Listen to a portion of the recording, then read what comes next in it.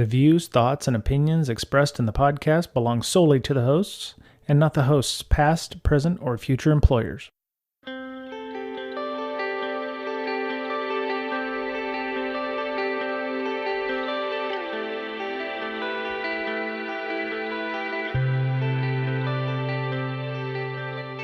Hello, everybody. Welcome back. It's 2021.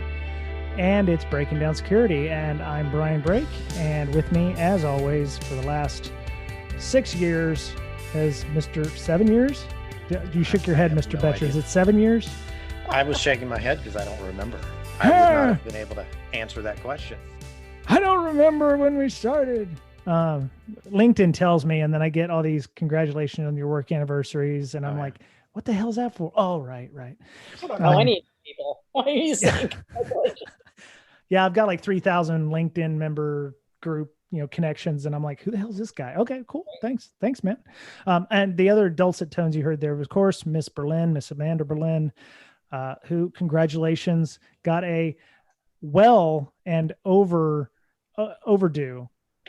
promotion at her organization. And I'm not saying that because she told me to, no, wait, I'm not telling it to be, anyway. Why?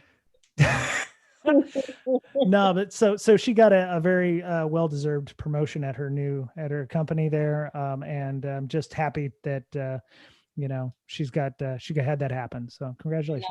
A lead incident detection engineer. And what up? I have two people starting. Well, one person started today, kind of technically, I guess. He's in our Slack. So, and then we have another person starting in another week. So you got direct reports. Nice.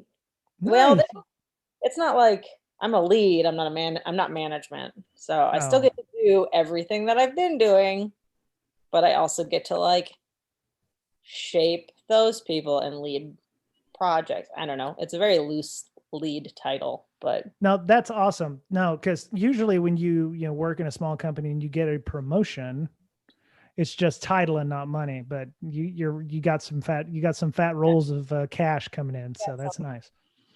Hey, that's better than management because you don't have to deal with the HR crap and all the disputes and. No. Yep. Very cool.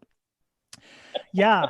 It's been a busy week for me as well. The holidays and such, and got the Agile Scrum Master course I've got at the end of this week that I'm taking because I'm trying to improve myself and my organization. So that's cool. And I've embraced technology. Watch this. Hey, Google, turn color lights on. Dude. Oh, I'm sorry. Do you have one too? The house I'm at does. Oh, I'm so sorry. I use Amazon. Okay. So when I said turned on 11 lights somewhere, I don't know. When I say, hey, Google, turn color lights red. Did you stop it? Hey, Google, turn color lights red. Oh, there it is. There it is. Mine stayed. Oh, son of a bitch. I actually forgot. So I apologize to all the listeners who may have color lights and also hooked them up to their Googles. And I never use this thing in my office for very much more than, hey, is it going to rain tomorrow? And it says, yes, it's going to rain tomorrow, Brian. And I was like, oh, okay, cool. Thanks, Google. What happened? Did I cause some fallout? No, he muted the mic. Oh, okay. Did your lights turn red? No? Okay. Okay. My bad. Sorry about that.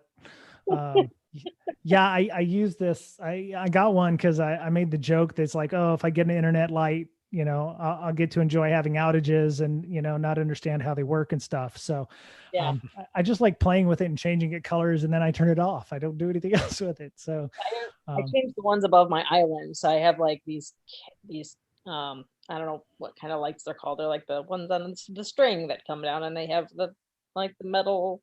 Oh yeah. Whatever. I can't remember the name of it. But the problem is it's basically in a metal lampshade. Right.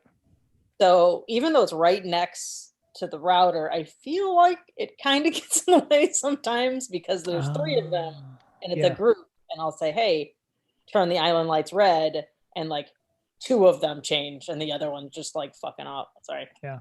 Forgot that we're recording. Yeah. Huh. Apologize to your housemate for me there, because and apologize. Anyone. Yeah. So if you're a new listener to the show, we have podcasts. We've been doing it for about 6-7 years now.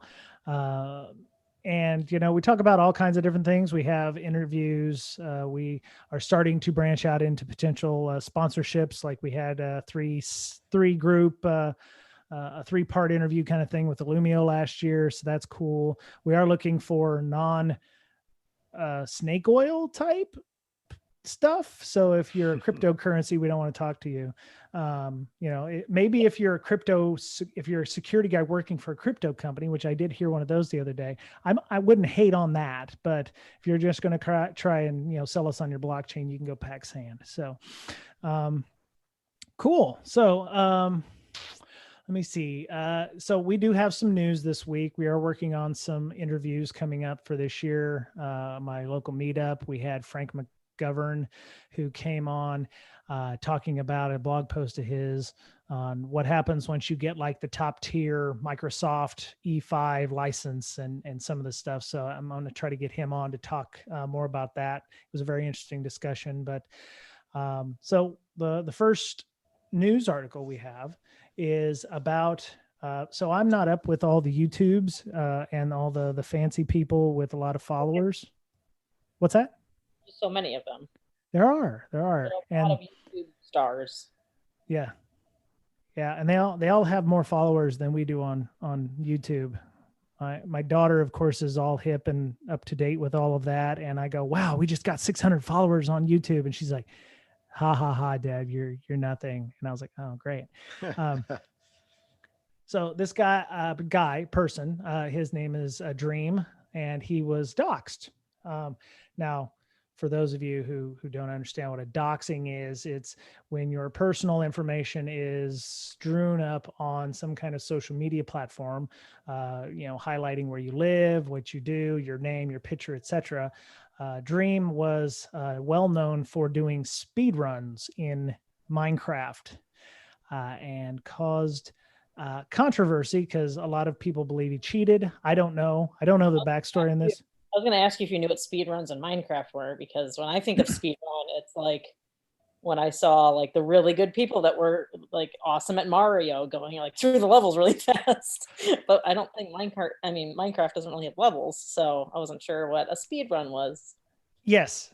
Yes. According to my daughter, who does watch those, there are contests for speed runs, not only with Mario Brothers, with pretty much any game you can have speed runs on, including like Super Mario World and those. But Minecraft does have a story mode, I believe, of some kind. And this person Dream was had ways of making it through, and he had made it through, and he's like the top. The fastest person doing the speed run in this type of Minecraft, and he'd gotten pretty popular. And his moniker, he's like the DJ with the rat head, like he doesn't show his face on his videos, and he had said that he was going to show his face, which everybody was like, oh my God, I can't believe it. And his fans, they call themselves stans. And he did not do this. And there were some folks that felt like he should have done that. And he had posted some pictures in his alt Twitter account, his second Twitter account that he had, of the inside of his house, or his kitchen, more accurately. And using Osint techniques, which we've talked about several times, we've had people like Joe Gray on the show, talking about, and I've actually taken Joe Gray's missing persons course, where you learn how to potentially find people who are missing, and using the Osint techniques there to help generate leads potentially for law enforcement. And they found him by comparing pictures that he took on his Twitter to Zillow pictures, which have massive internal pictures of his house. And I found that interesting that was an Osint method. And I didn't know if anybody had heard or had any, knowledge of that. I didn't know. It seemed fairly novel to me, but in hindsight, they were able to dox him fairly heavily and, find out where he lived, his his high school picture. So that, I mean, his picture is out, but he took pains to remove that stuff. So I just found it interesting that, usually it's like, oh, metadata and a picture found you by location, but it wasn't that. It was doing reverse image searches on Zillow and Redfin and those sites to find that kind of information. And I'm sure he had leaked like little information here and a little bit there, just so like, oh, They can narrow it down. Yeah, he mentioned something about this one store, and this one store is only in 6 different states. Mm-hmm. And he meant, it kind of narrows down. Yeah, the way I understood it, he might have said something about Florida, and then he might have, that helped narrow it down, or he had, like you said, it was a store that helped, further narrow it down in Florida. He took those pictures down, I believe, once he had been doxxed, but the damage was done at that point. Crazy fans. Yeah. Right. Yeah. And there's a whole other side of this discussion about fans versus stands versus anti-stands and people making, things. But it all goes to OPSEC, right? I mean, it's kind of interesting there. So, I mean, I'm fairly easy to find. I don't have good OPSEC. What's that, Ms. Berlin? Same. Like I have 0 OPSEC. Yeah. Right. I mean, we still all kind of have public personas almost. Right. I mean, I think everybody does to a point. Yep. Yeah. Or is it the cobbler's kids have no shoes? In what way? Well, we're all in information security, so our personal information security probably not that great. Oh, right. Yeah. Well, I mean, the OPSEC part of it. Yeah. Right. And if you own a house, anything that has a public record, if you have a nonprofit like I have, if you have a speeding ticket or something, or they can do a FOIA request or look at court papers, or you've ever filed for divorce. In Ohio, as long as you're either registered to vote or a homeowner, your address is on the internet. Like it's in a super easily searchable database. So you can just come visit you, I guess, if they want, but that's at their own, Yeah. Yeah. There's a number of ways to find. Just saying, don't come to my house unannounced. Call first. Yeah. That's what I tell my family. Call first. That way we can not answer the door when they get here. Right. Yeah. But yeah, it was just interesting to see all the Osint there, and, he may have taken those things down, but he has family that he was worried about. He's got, smaller siblings and such that he was worried about. And yeah, it's just amazing how quickly and easily it was to find that person. So, not to draw parallels, and it's the 10th of January here, 2021. I don't know if anybody has noticed, but it was a really weird week for the United States. And OPSEC was not the order of the day for some of the folks that attacked the Capitol. And they seemed very proud of showing their lack of OPSEC, even bragging their names and such. It's interesting. Go ahead. You can politics aside, right? Which is very hard to say this. If you can put yourself in their shoes, you have some kind of goal, or like, even if it's not something known to you, like subconsciously, you want your name out there, right? Like, especially if things go well for you, like that person with this name is the one that led this. Glory and fame. Right.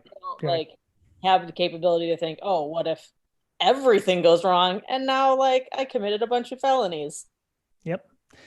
Yep. Even if you were quote unquote caught up in the moment.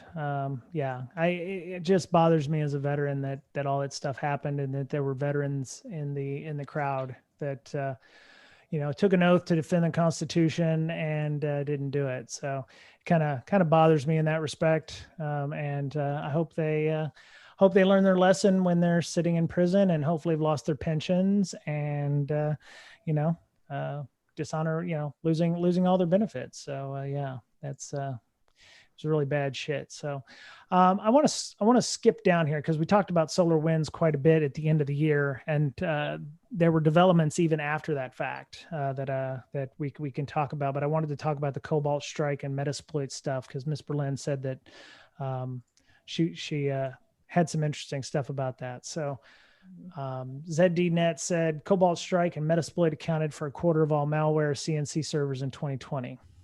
Which, I mean, that's quite a bit. That's a big percentage. Yeah. So Mr. Betcher, you deal a little bit with malware. Ms. Berlin, you do too. These are tools that, well, Cobalt Strike in particular is one that you technically have to pay for, but I believe the source code was leaked a little while ago. Metasploit, of course, is free. Sorry? Yeah, it was leaked like what, a month ago or something? Yeah, one or 2 months ago, something like that. Yeah.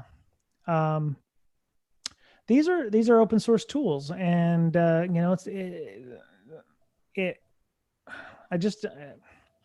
quarter of all CNC servers were that. So 10,000 malware command and control servers across more than 80 malware families, and the Recorded Future is the ones that are tracking that.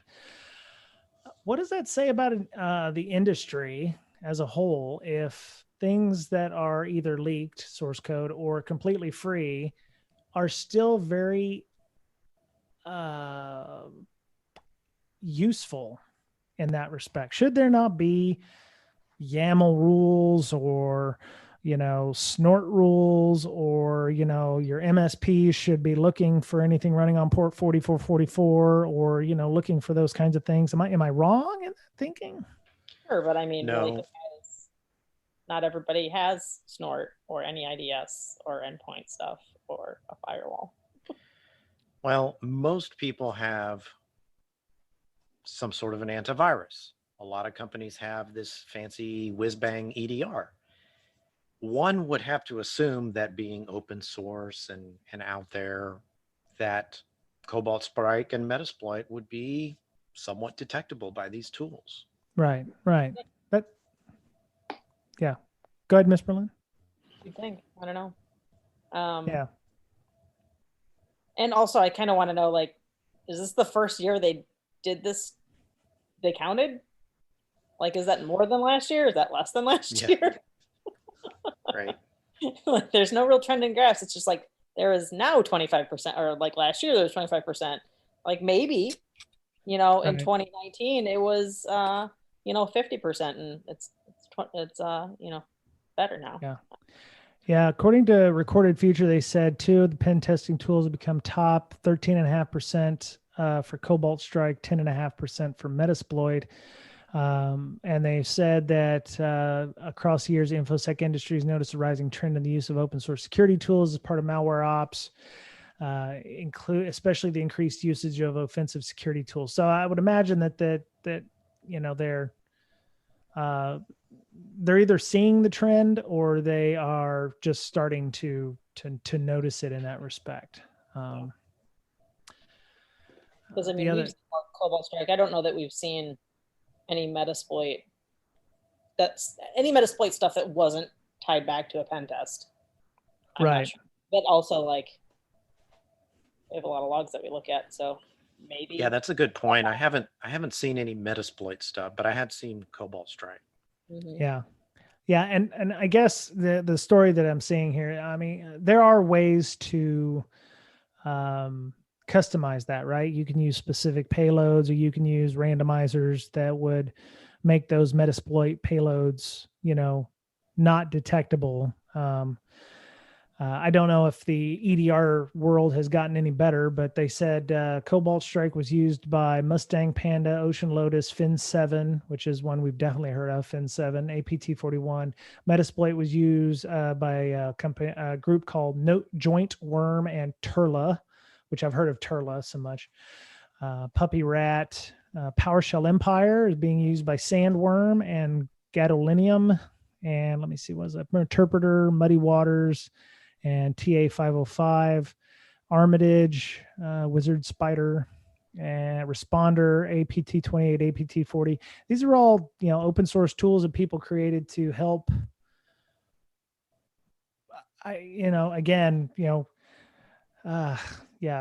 just bugs because, it's a good write-up and it's a good story because they talked about where the C2 was located, top top place being host provider being Amazon, then DigitalOcean, Chupa, ZenLayer, and then Alibaba. So, there's, they have a lot of places in US based cloud providers that are, harboring these C2 servers. So, yeah. Let me see. Was there anything else to this story? I don't think so. On average, command and control servers had a lifespan roughly of 54.8 days. Monitoring only suspicious hosting providers leave blind spots. 33% of CNC servers were hosted in the US. So it's only 33% of the known servers in the US, many on reputable providers. And most prolific C2 families, Cobalt Strike had 1,440. Metasploit 1,122, and Puppy Rad had 450-ish. So, I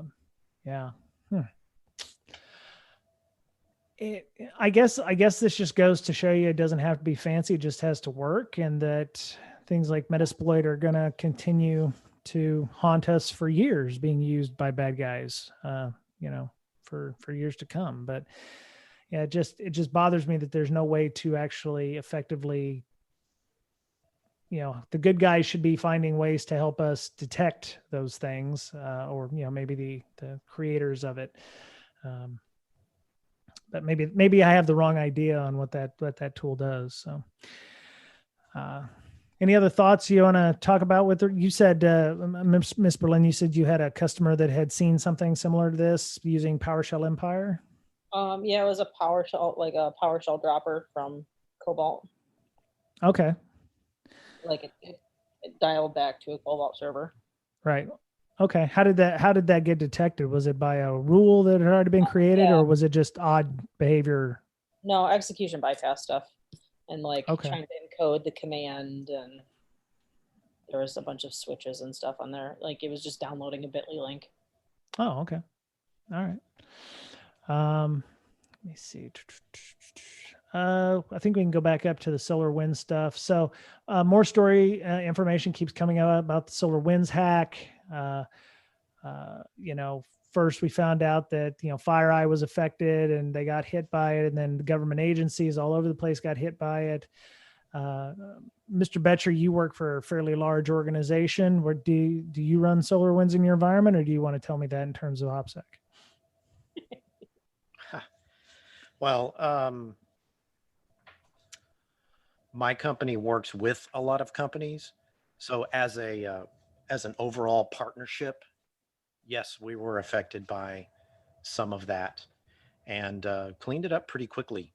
I mean, nice. Within a couple days, it was cleaned up. So yeah, we worked with other companies to clean up theirs. And I think we did a pretty good job. So yes, it definitely affected us. Cool. Okay. I actually heard a Risky Business. I was listening to Risky Business out on one of my walks. I'll put a link in the show notes to the recent story.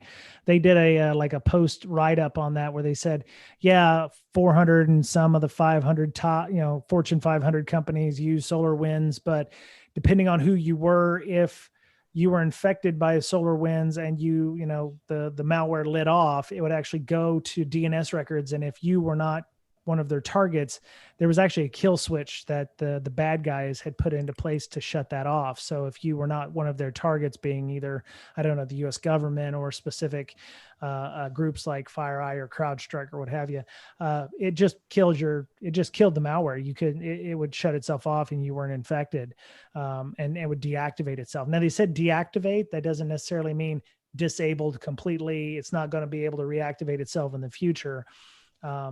My thing was, if it can be deactivated, it can probably be reactivated again, unless, somebody can tell me otherwise, which I was kind of scary. So who was that? Joe Slonick from OpenDNS. It's episode 609. It's not Petya on Risky Business. That was an excellent discussion from Joe Slonick at OpenDNS about that. So, if you I'd like to actually find out if you're a company that had SolarWinds, did you get hit? Or did you actually see it make the DNS check and come back and say, shut itself down, or what did that look like? Cause I don't know of any organizations that had that issues happen. So, so the story is that password guessing was used as a weapon by SolarWinds. Again, we have techniques. What's that? Not surprised.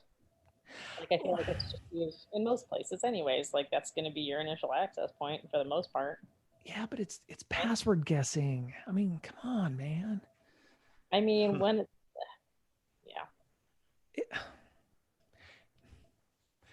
yeah.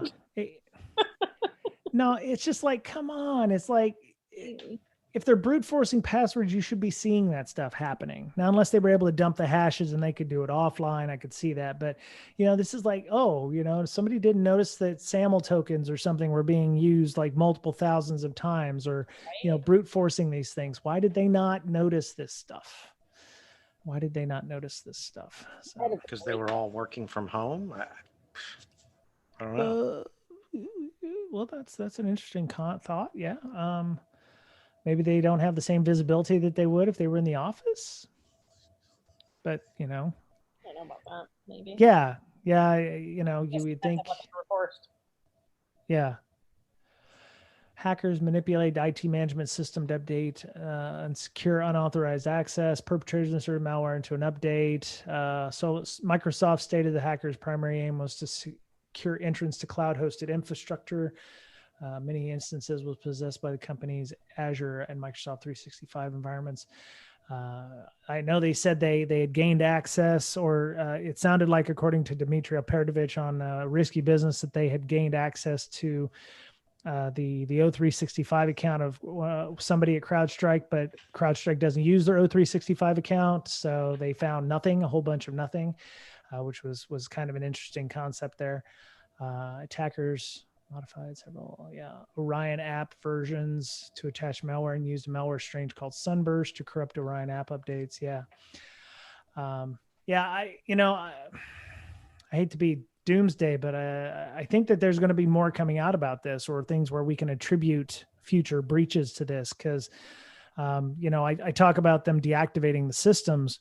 It doesn't necessarily mean they didn't leave a back door elsewhere, or, somewhere else. They just deleted they just deleted the front door, if you will. They could have always, already added something else to some other systems they had access to, which is, persistence. But any thoughts there? And what does third parties look like? Are you going to ask your third parties that you're going to be bringing on? Do you run software? What kind of software do you use? Oh, you're using SolarWinds. Did you get hit by SolarWinds? I mean, normally any other time you're like, oh, we're using SolarWinds. Like, oh, great. You have asset management and you have this and you have that. Like, SolarWinds is a good thing. A reputable company. Right. Like, that could happen with anybody else too. They're like, oh, we run this other software. I'm like, great. You have no idea what their internal security is going to be. Yeah, that's true. And that goes back to the Cobalt Strike thing. A lot of EDR does detect some or most of the Cobalt Strike things, but you have to have somebody watching it, because they might detect it like, hey, there may be Cobalt Strike here, but we can't stop it. We're just alerting you. Yeah. Right. So then somebody has to know to go investigate that.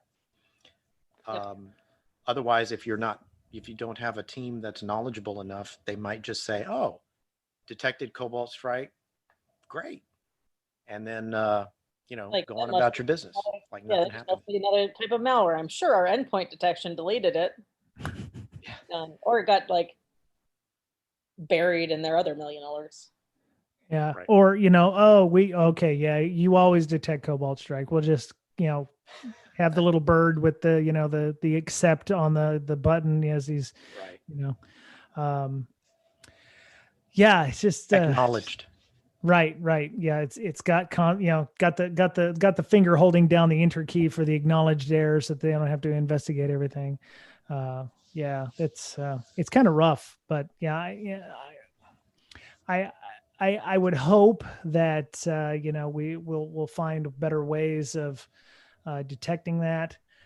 So Mr. Betcher, you said, oh yeah, we think we detect carbon or cobalt strike. Is that because they've classified it as kind of a grayware kind of thing where it's like, it's not bad because good guys use it, but it could be used for bad stuff?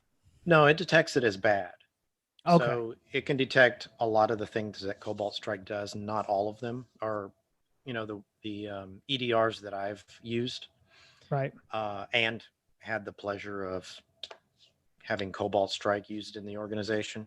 Mm-hmm. So it will detect it, but it doesn't stop it.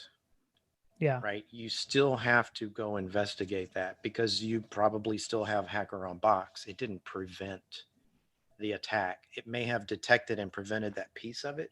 Right. But every time I've looked into it, there was more. Right. There was So, more there that had to be addressed.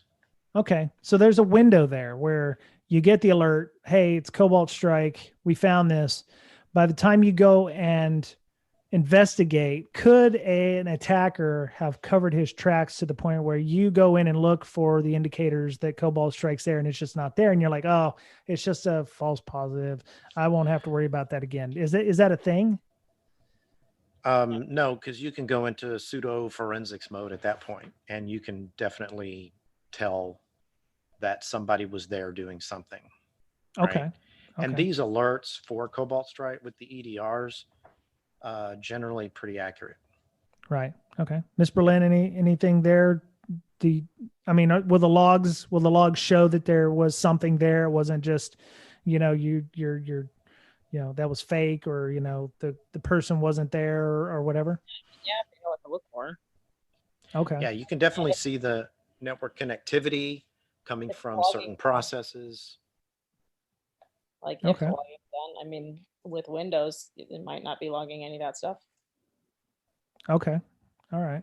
Or like maybe they don't, I don't know. Okay. You don't have a next generation firewall, or you don't have your firewall logs going anywhere. Maybe they get overwritten. Like, who knows? Right. Right. But if you're sending it away somewhere that you can search them later, they can't delete those because they're somewhere else. That's true. Yeah. When I was a young punk, it was considered avant-garde to have a centralized syslog server, and it was like, oh, well, we'll just look at the logs on the system to make it work. And no, those can be deleted. Well, no, they won't. It'll show something. I'm like, well, yeah, it'll show that they got deleted, but not by who or whatever. And now you've lost all your stuff. So it does make sense to have centralized logging. Of course, that's a nice, it's not such a best practice. It's pretty much standard operating procedure now, which is great. But yeah, that's rough deal there. So I think we're done. What we're trying to do something new. When I was working with the Illumio folks, one of the things was I was trying to make sure that we didn't go extremely long on interviews or anything like that. So I had an egg timer. The beep you heard was me hitting the 30-minute mark. We're trying to keep it to 30 minutes as much as possible. And the last discussion, we had a story from SecJuice about how to use APIs, and they talk about how APIs work. We weren't going to go through that in depth. It was just kind of a, hey, here's how to learn about those if you're unsure exactly how APIs work. Everybody has them, but how exactly do they work? And hackers targeting cryptocurrency users with ElectroRat. I figured we talked enough about malware this week that we didn't have yet another malware story. So all right. Well, Mr. Betcher, tell us a little bit about what you've been doing and, how people can get a hold of you. I haven't been doing too much this holiday season, Cool. but, spending time with family and stuff. Nice. I have been working on LogMD a little bit. You can check it out at log-md.com. Okay. And that's where you can find me. Okay. And on Twitter, are you off Twitter now with all the craziness going on, or are you still on Twitter and Slack? Still on Twitter at Betcherpwned, BOETTCHERPWNED. Okay. Excellent. Lead incident response person, Amanda Berlin. How would people go about finding you, and what it is that you do on the side for projects? Oh, so much. Right now, my side projects are unpacking boxes and putting Is things that all? away. Oh, now see, if my wife was there, you would have been unpacked the night you moved in. Mm, No, no, but seriously. like, so I moved to a very small house, to a very spacious house, and I don't even have the furniture to put things in or on. Like it's mostly chaos. Oh, okay. I have an office and a game room that needs done yet, but everything else is pretty, and like half the garage. But yeah, besides that, things at work are going super well. Still doing some stuff with mental health hackers, which is, the longer COVID goes on, The worse it gets. yeah, the worse it gets. But yeah, that's pretty much it. Okay. And I'm And at InfoSister.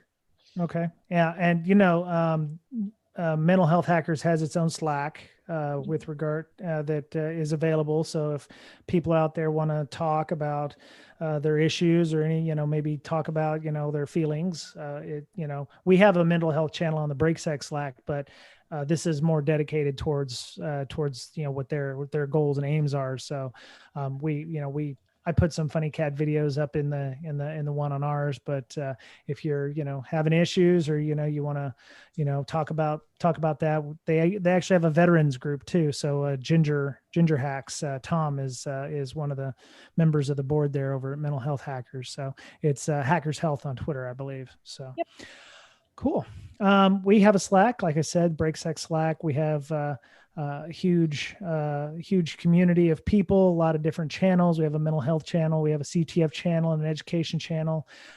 We try to treat it as a revolving conference. So we have a hallway conference. We have a channel dedicated to career advice and resume reviews. So if you're looking for a new job or looking for a job, we have a job board, but we also have resume reviews. So if you want to find out if your resume passes muster, you can go into the career advice channel and say, hey, I've got a resume. I'd like somebody to take a look at it. Normally we ask you to put in like a Google Doc or something where you can put in comments, but the idea is to help you get a better job. And we'll ask you questions like, what kind of job are you looking for? Not the job that you want, or the job that is out there. So we also have a job board. We put a lot of jobs in there right now. I know that I'm very happy and proud that Leviathan has posted the job descriptions I was working on. We're looking for network, hardware-based pen testers, as well as web app pen testers of all shapes and sizes, and junior, mid-level, and senior level folks. So, Leviathan's a cool place to work. We have a pretty decent culture. We have an even more decent culture when we're in the office, but we're always online. We always hang out. We get goodie bags and presents and stuff like that our front office sends us on a regular basis with cookies and things. Nice. So I know it's nice. The Pinkney cookies. Come on, Miss Berlin, tell them about the cookies. They were pretty fantastic. Yes, they was. Definitely. Yeah. My mouth waters. I want to get some more of those. So if you want to join our Slack, we do have a non-political clause, which I know that some people on Twitter feel that that's not realistic, but it is what it is. It's our social contract, and we try to keep maintain a healthy, somewhat nice environment. We have a social contract that's moderated. We have moderators that help with reports. We've never had to ban more than, I think, 2 people. We've only had to ban in about 4 years. If you want to get on that, we do an invite. So you can send us an email to bds.podcast@gmail.com, or you can hit us on Twitter at Brakesec, Brakesec. And as long as you pass the bot test, which is me asking you some kind of question about how you found us, we'll let you in. So there you go. And we're not difficult. So we're not a CAPTCHA or anything like that. That's really hard to pass or whatever. So let me see. Thank you to our patrons. They help us out with monetary help, hosting, and the time just spent building community, domain registration, the Zooms that we use for our meetings, our book clubs, which book club is coming up soon at the end of the month. I think we're going to be doing some kind of book, which you can check out on our book club channel. that Dave Sybuck and JB run on a regular basis, along with Paige, one of our moderators. So they're all of our moderators. But yeah, let me see. Thanks to our patrons. Yeah, have a TPub store. There's a ton of links. If you go to breakingsecurity.com, BRAKEING security.com, you can see our TPub store. I think it's brakesec.com/store, and you can go and get a t-shirt, masks, stickers, mugs. I actually sent BSD Bandit a t-shirt, a mask, and some stickers because he said he liked the show. So shout out to BSD Bandit there on Twitter. He puts out a great affirmation every day during the week. It's really nice to see, and he's very positive. So I appreciate him. Go check that out. And so that's it this week. Everyone, Mr. Betcher, be safe. Take care of yourself. Miss Berlin, you too. Appreciate you getting on with me, and hope we have an exciting 2021 season. Every time we start this year, I'm like, oh my God, we don't have anybody on the show, set up for interviews or whatever. And then by the end of the year, I'm like, oh my God, we got too many fucking interviews. I don't know what to do. So that'll work its way out. So I guess the last thing I could say is if you are interested in coming on the show and talking about a topic, we're looking for all kinds of speakers. We do support and encourage a diverse environment. So, you don't have to be just a white dude coming on talking about security. We would appreciate. Go ahead. Speaking of white things, I know nobody can see this but you guys, but I think that's a gray hair. Like that's like just reflecting. Where? Oh no, on me. Look. Oh, on you. Oh, yeah. Call it enhanced blonde. Shiny. Call it enhanced blondness, because I was like, I thought highlights. You might have seen, highlights. I got highlights here on the side of my temples. Highlight right there. Yeah. Okay. Sorry to interrupt. No, it's okay. I have highlights too. My wife and daughter like to poke at them and make fun of me. So, yeah. Anyway, so that was it for Breaking Down Security this week. Have a great week. Be kind to one another as much as you can, unless they don't deserve it. Go punch a Nazi wherever you can, and we'll talk to you again soon. Bye.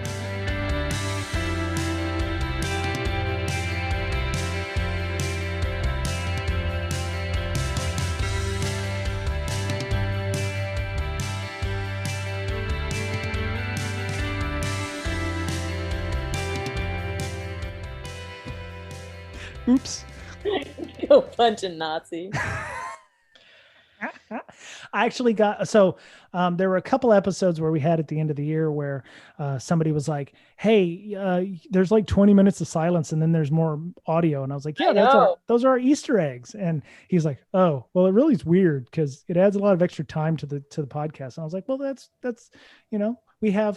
we have special stuff here at the back. So, feel free to punch a Nazi if you like, because they're deserving of it.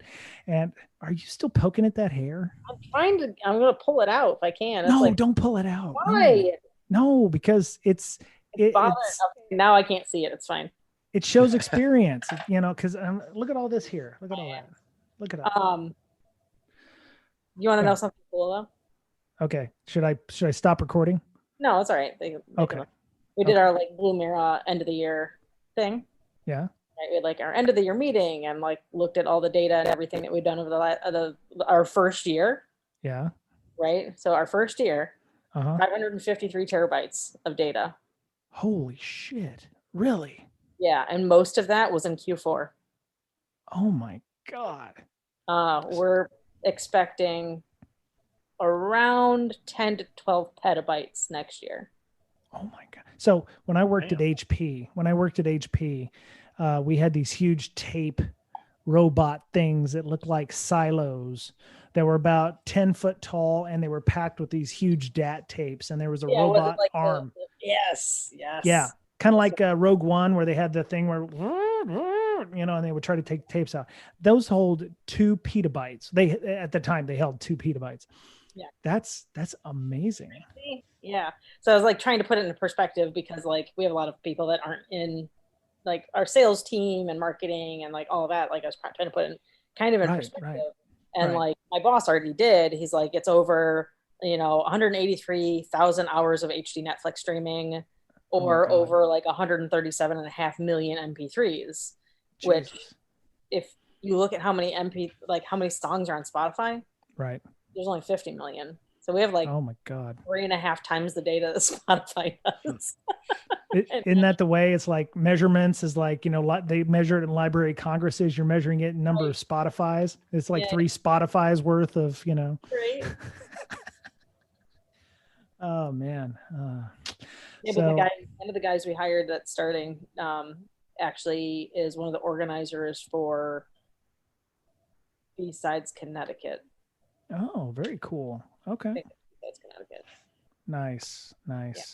Yeah, I find that companies are starting to get a little more lenient about people having side projects because as something that I've always said when hiring, having side projects shows you're passionate about what it is you do, and especially if it's a security kind of thing, and if there's companies out there that don't want you to do those things, you probably should find a different company because you don't want to work for that kind of company. It's not a healthy cultural environment. So, but anyway, all right. Well, I'm going to let y'all go. Thank you all for joining me again in the 2021 season here. Stay safe. The soonest you can go and get your COVID vaccinations, go do that. We're gonna try to get ours as soon as we can. Hopefully that'll be around March or April. But I think I'm holding out for the Johnson & Johnson one.